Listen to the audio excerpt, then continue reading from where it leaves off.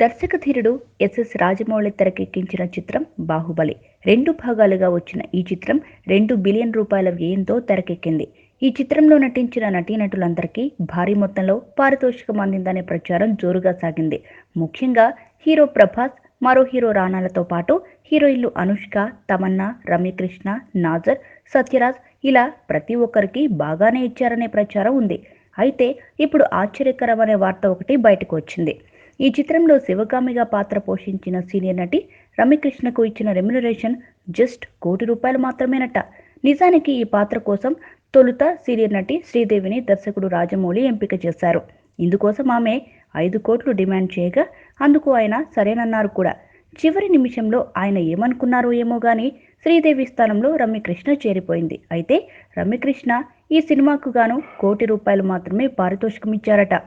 అంత భారీ కాన్వాస్తో తెరకెక్కిన సినిమాకు రమ్య పాత్రకు 1,00,00,000 అంటే తక్కువేనని అంటున్నారు.